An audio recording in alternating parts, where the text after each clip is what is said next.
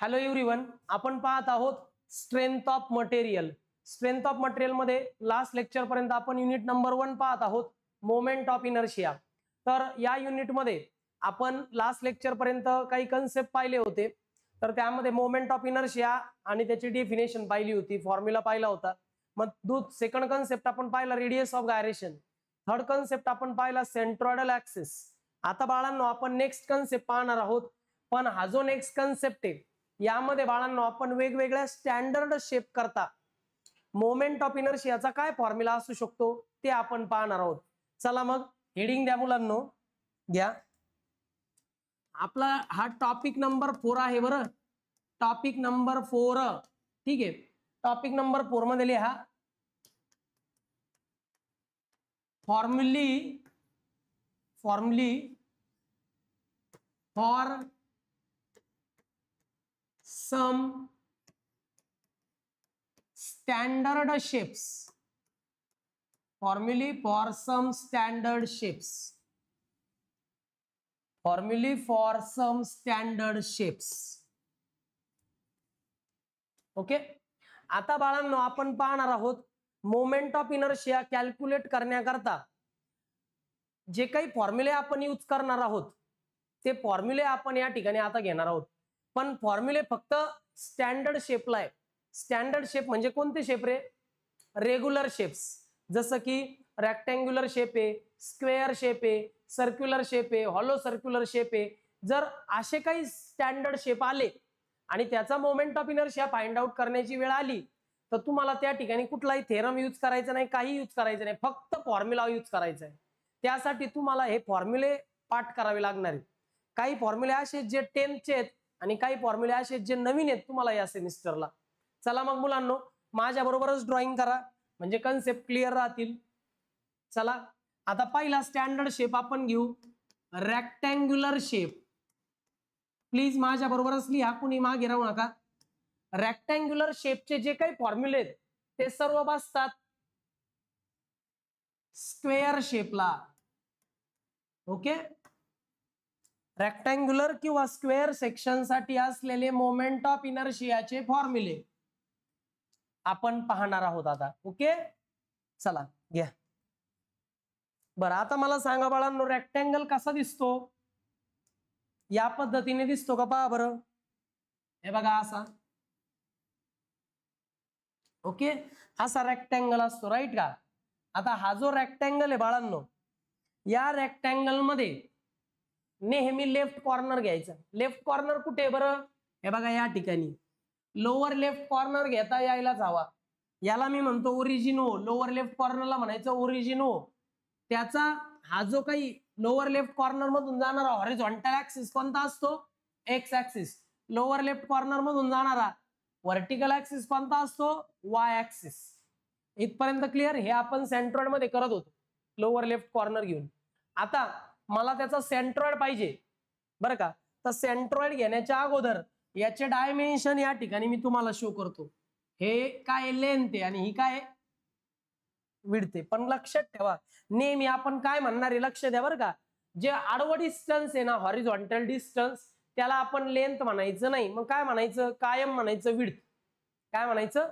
Width. मग इथं horizontal जे दिसतंय तुम्हाला याला म्हणतो मी विड्थ बी. काय म्हणतो? विड्थ बी. आणि व्हर्टिकल जे डिस्टन्स आहे बाळांनो, जे काही व्हर्टिकल डिस्टन्स आहे बाळांनो, या व्हर्टिकल डिस्टन्सला आपण म्हणणार आहेत, काय म्हणणार आहे? व्हर्टिकल डिस्टन्सला डेप्थ डी. हे लक्षात ठेवा बरं का, परत परत चेंज करू नका. हॉरिझॉन्टल डिस्टन्सला आपण म्हणणार आहे विड्थ बी आणि व्हर्टिकल डिस्टन्सला म्हणणार आहे बाळांनो डेप्थ डी. इथपर्यंत काय डाऊट? जमेल? ओके. आता मला याचा सेंट्रॉइड काढायचा आहे. सेंट्रॉइड काढणं म्हणजे सेंटर काढणं. सेंट्रॉइड काढताना आडवं आणि उभं, थोडक्यात हॉरिझॉन्टल आणि व्हर्टिकल याकडे पाहिलं पाहिजे. आता मला सांगा बाळांनो, मी जर समजा बरं का, मी जर असा एक व्हर्टिकल ऍक्सिस घेतला, बरोबर ना, हा एक व्हर्टिकल ऍक्सिस आहे, याच्यावर जर मी अशी घडी मारली म्हणजे सिमेट्रिकल आहे की नाही ते चेक करतो ना आपण, बरोबर ना. मग याच्यावर जर मी अशी घडी मारली ह्या बाजूनी तर हा पार्ट ना हा पार्ट सेम येईल ना. याला म्हणायचं व्हर्टिकल आहे त्याच्यामुळं व्हर्टिकल वाय वाय ऍक्सिस, पण सेंट्रॉइड मधून जातो म्हणून सेंट्रॉइडल वाय वाय ऍक्सिस. आता मी हॉरिझॉन्टल ऍक्सिस घेतला बरं का या पद्धतीने, याला म्हणतो मी एक्स एक्स ऍक्सिस. बर मला सांगा ह्या ऍक्सिस भोवती जर अशी घडी मारली अशी या पद्धतीने, तर वरचा पार्ट आणि खालचा पार्ट सिमिलर येईल ना, येईल ना. म्हणजेच काय की तुमचा रेक्टँग्युलर किंवा square section is symmetrical about both the axis. अशी पण सेम आहे ना अशी पण सेम आहे. आणि ज्या ठिकाणी एक्स एक्स आणि वाय वाय ऍक्सिस एकमेकाला इंटरसेक्ट करतात त्याला काय म्हणतात रे, सेंट्रॉइड जी. काय म्हणतात, सेंट्रॉइड जी. इथपर्यंत काय डाऊट रे, लक्षात आलं. आता बघा बरं का, आता मला पहिले काढावं लागतं एक्स बार वाय बार. पहिले काय लागतो मला, एक्स बार वाय बार. मग या ओरिजिन पासून सेंट्रॉइड पर्यंतचं जे हॉरिझॉन्टल डिस्टन्स आहे त्याला काय म्हणतात, एक्स बार. ओरिजिन पासून म्हणजे बेस पासून सेंट्रॉइड जी पर्यंतचं जे व्हर्टिकल डिस्टन्स आहे त्याला काय म्हणतात, वाय बार. एक्स बार वाय बार. सेम हीच फिगर सेंट्रॉइड किंवा सेंटर ऑफ ग्रॅव्हिटी या युनिटमध्ये लास्ट युनिटमध्ये पाहिली होती पहा मेकॅनिक्स मध्ये. यात काय डाऊट आहे या फिगर मध्ये. आता आपली फिगर कंप्लीट झाली. आता आपण मोमेंट ऑफ इनर्शिया पाहणार. पण मोमेंट ऑफ इनर्शिया काढण्याकरता बाळांनो आपल्याला दोन गोष्टी लागतात. पहिले तर लागतो एरिया. मग एरियाचा फॉर्म्युला लागणार आहे मला. सांगा बरं एरियाचा फॉर्म्युला काय असतो बरं रेक्टँगलला, विड्थ इंटू डेप्थ म्हणजे बी इंटू डी. मग रेक्टँगल किंवा स्क्वेअर शेप आला तर एरियाचा फॉर्म्युला घ्यायचा, horizontal distance into vertical distance means width into depth. यात काय डाऊट, पाठ करायची गरज नाही. लांबी गुणिले रुंदी, विड्थ इंटू डेप्थ. दुसरं आता एक्स बार. एक्स बार म्हणजे काय, हे हॉरिझॉन्टल डिस्टन्स. पण माझ्या असं लक्षात आलं की हे एक्स बार हे डिस्टन्स आणि हे डिस्टन्स सेम आहे कारण हे सिमेट्रिकल आहे. सिमेट्रिकल असलं की टोटल डिस्टन्स डिवायडेड बाय 2. मग इथं काय होईल रे बाबा, टोटल डिस्टन्स आहे विड्थ बी डिवायडेड बाय 2. मग एक्स बार आलेला आहे बाळांनो विड्थ डिवायडेड बाय 2. इथपर्यंत काय डाऊट. देन वाय बार. आता वाय बार काढायचा. वाय बार तर व्हर्टिकल डिस्टन्स आहे, मला माहिती आहे सिमेट्रिकल आहे अशी घडी. म्हणजे हा पार्ट आणि हा पार्ट कसा आहे, सेम आहे. मग total vertical distance divided by 2. Total vertical distance आहे डी डिवायडेड बाय 2. कन्सेप्च्युअल पहा, जमलं तर पाठ करा पण पाठ करण्याची गरज पडत नाही कन्सेप्ट क्लिअर असल्यावर. एरिया एक्स बार वाय बार इथपर्यंत आलेलो आहोत आपण, इथपर्यंत काही शंका नाही. आता हे होतं पाठीमागच्या सेमिस्टरला हे, आणि हे होतं 10th ला. आता आपल्याला पाहायचं या सेमिस्टरला या युनिटमध्ये असलेले नवीन फॉर्म्युले. तर याच्यामध्ये बाळांनो नवीन फॉर्म्युला असा होईल, moment of inertia about I x x याचा एक फॉर्म्युला नवीन राहील तुम्हाला, आणि moment of inertia about Y Y axis. I म्हणजे काय असतो बाळांनो, मोमेंट ऑफ इनर्शिया. कोणत्या ऍक्सिस भोवती मोमेंट ऑफ इनर्शियाचा फॉर्म्युला घेताय, एक्स एक्स म्हणजे moment of inertia about x X axis. याचं मिनिंग काय, म्हणजे हा जो एक्स एक्स ऍक्सिस आहे ह्या ऍक्सिस भोवती हा एरिया दोनदा रोटेट करायचं. याचं मिनिंग काय झालं, moment of inertia about x X axis म्हणजे काय, एक्स एक्स ऍक्सिस भोवती दिलेला जो गिवन रेक्टँग्युलर सेक्शन आहे तो तुम्हाला ऍक्सिस भोवती दोनदा रोटेट करायचा आहे. असं जर केलं तर तुम्हाला भेटतो मोमेंट ऑफ इनर्शिया. पण रोटेट करण्याचा स्पेसिफिक फॉर्म्युला आहे, तो फॉर्म्युला आहे बाळांनो बी डी क्यूब अपॉन 12. हा फॉर्म्युला संपूर्ण लाईफ तुम्हाला कामाला येणार आहे, BD cube upon 12. I Y वायचं मिनिंग काय होईल रे मग, असंच moment of inertia about Y Y axis.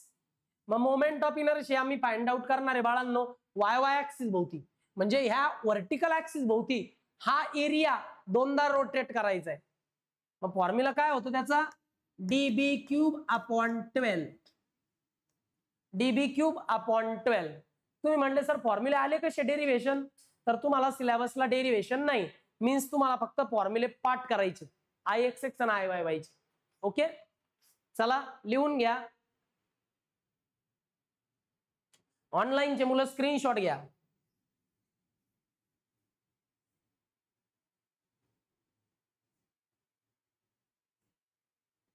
चला बाळांनो झाला असेल. नेक्स्ट आता सेकंड घेऊया बाळांनो आपण, सर्क्युलर सेक्शन. कोणता सेक्शन, सर्क्युलर सेक्शन. मी काही छोट्या मोठ्या गोष्टी सांगतोय ज्या माझ्या ऑब्झर्वेशननी मला कळाल्यात, त्यांनी प्रॉब्लेम सॉल्व्ह व्हायला जरा सोपं जातं, त्यामुळे मी सांगतोय, व्यवस्थित लक्ष द्या. आता सर्क्युलर सेक्शन कसा असतो रे बाळांनो, असा असतो का रे सर्क्युलर सेक्शन? ओके, हा झाला सर्क्युलर सेक्शन. सर्क्युलर सेक्शनचं मला पाहिजे बाळांनो लेफ्ट, लोअर लेफ्ट कॉर्नर. आता सर्कलला तर काय कॉर्नर वगैरे नसतो, मग असा घेऊ का रे बाळांनो? हे बघा, हा असा आला का? पहा बरं, लेफ्ट कॉर्नर आला ना या ठिकाणी. बघा लेफ्ट कॉर्नर आला. लेफ्ट कॉर्नर मधून जाणारा horizontal axis x, left corner मधून जाणारा व्हर्टिकल ऍक्सिस वाय. इथपर्यंत डाऊट? ओके. मला सेंट्रॉइड काढायचं आहे, मग मी एक व्हर्टिकल ऍक्सिस घेतो बाळांनो. आता मला सांगा बाळांनो, जर मी अशी घडी मारली तर सिमेट्रिकल येईल का नाही या ऍक्सिस भोवती? म्हणजे हा वाय वाय ऍक्सिस भोवती दिलेला सेक्शन काय सिमेट्रिकल. हॉरिझॉन्टल ऍक्सिस घ्या बरं. हा झाला हॉरिझॉन्टल एक्स एक्स ऍक्सिस. जिथं x x Y Y axis एकमेकांना कट करतात तो सेंट्रॉइड जी असतो. ठीक आहे. आता हा जो सर्कल आहे, सर्कलला काय असतं बरं बाळांनो? डायमीटर असतो ना. काय असतो? डायमीटर. मग या डायमीटरला मी अज्युम करतो बाळांनो D. This is the diameter D for the given circular section. मला आता एक्स बार वाय बार काढायचा आहे, तर बेस पासून इथपर्यंतचं जे डिस्टन्स आहे, ओ पासून सेंट्रॉइड पर्यंतचं डिस्टन्स, याला एक्स बार म्हणतो आपण. आणि सेंट्रॉइड पासून म्हणजे बेस पासून वाय बारचं डिस्टन्स म्हणजे वाय बार. म्हणजे बेस पासून तर जी पर्यंतचं डिस्टन्स वाय बार आहे, व्हर्टिकल डिस्टन्स वाय बार, हॉरिझॉन्टल डिस्टन्स एक्स बार. अशी घडी मारली तर सिमिलर येतो हा पार्ट आणि हा पार्ट, म्हणजे total distance diameter D divided by 2. पुढे बघा, अशी जर घडी मारली म्हणजे this is symmetrical about this X X axis, कारण ही घडी आणि ही घडी सेम येते. मीन्स हा पार्ट आणि हा पार्ट सिमिलर येतो. सिमिलर आला तर टोटल डिस्टन्स किती? व्हर्टिकल डायमीटरच आहे. असाही डायमीटर आहे ना, असाही डायमीटर आहे, मग डायमीटर डिवायडेड बाय 2. अशा पद्धतीने फिगर तुमची ड्रॉ झालेली आहे. आता फक्त जस्ट फॉर्म्युले लिहायचे बाळांनो. या ठिकाणी मी इकडे फॉर्म्युले लिहित आहे.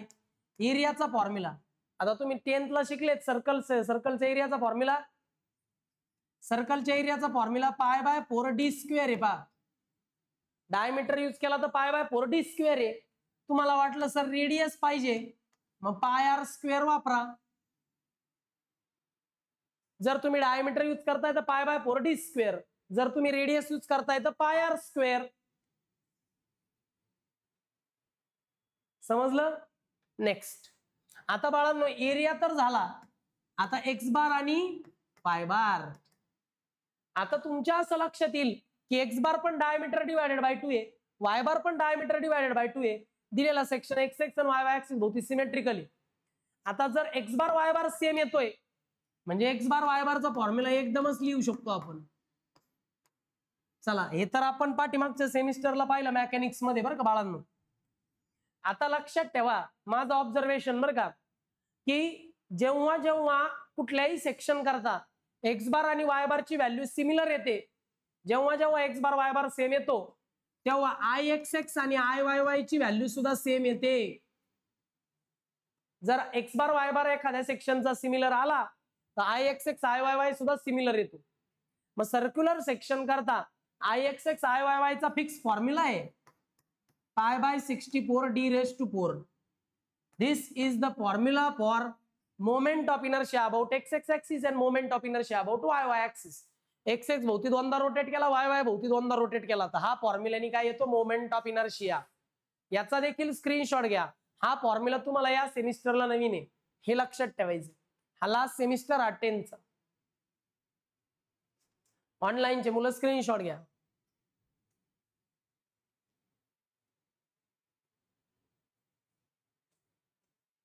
चला, झालं लिहून. आता नेक्स्ट सेक्शन आपण पाहतोय बाळांनो.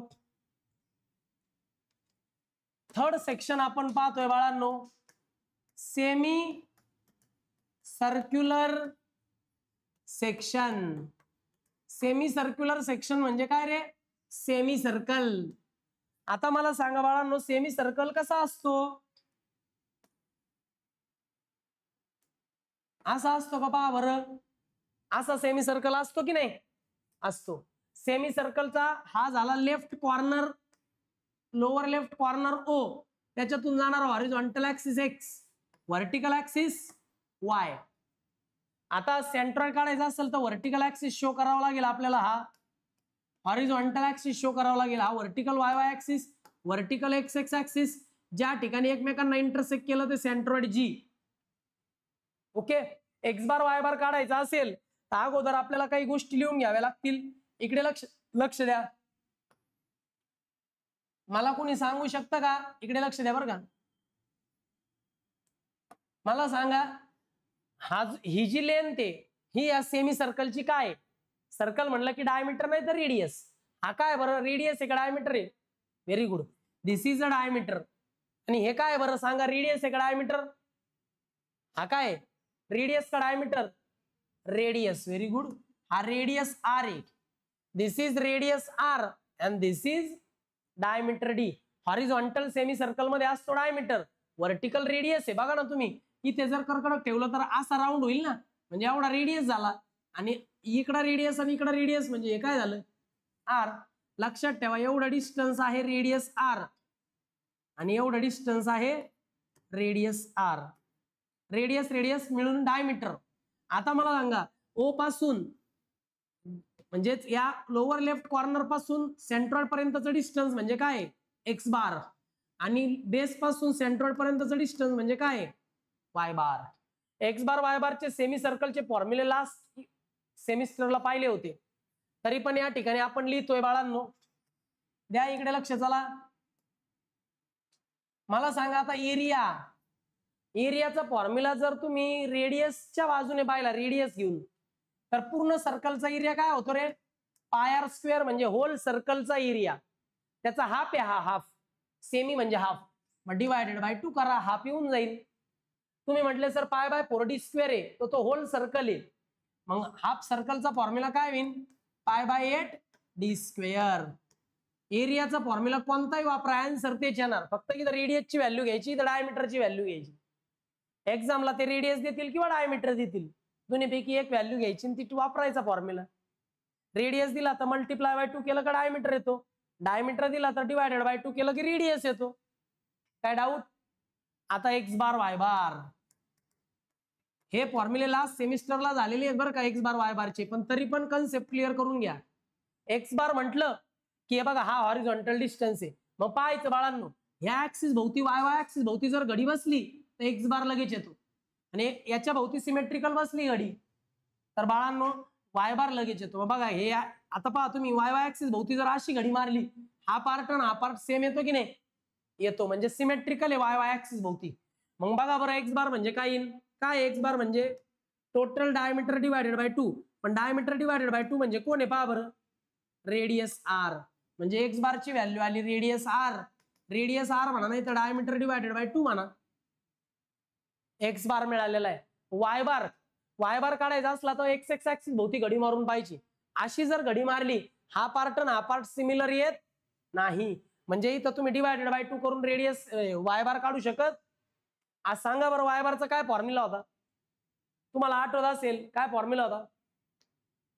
वाय बारचा फॉर्म्युला सेमी सर्कल करता बेस पासून बरं का, वरतून नाही, बेस पासून वाय बारचा फॉर्म्युला काय होता बाळांनो, 4r/3 पाय. आठवलं का?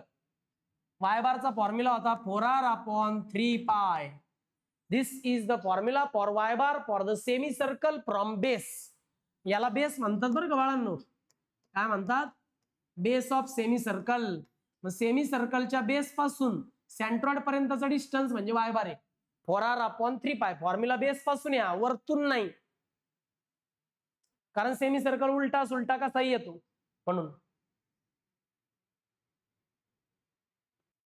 चला झाला असेल बाळांनो लिहून. मोमेंट ऑफ इनर्शियाचा फॉर्म्युला घ्या.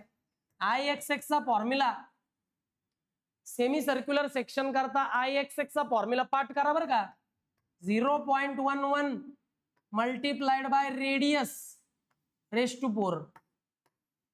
जर तुम्ही एक्स एक्स ऍक्सिस भोवती मोमेंट ऑफ इनर्शिया घेतला सेमी सर्कलचा, तर काय फॉर्म्युला होतो, 0.11 multiplied by R raise to 4.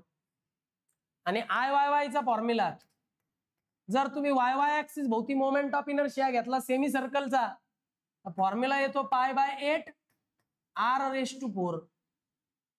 मी आर सगळीकडे स्मॉल वापरलाय म्हणून स्मॉल लिहितोय. तुम्ही कॅपिटल यूज केला तरी फरक नाही पडत, फक्त फॉर्म्युला चुकवू नका.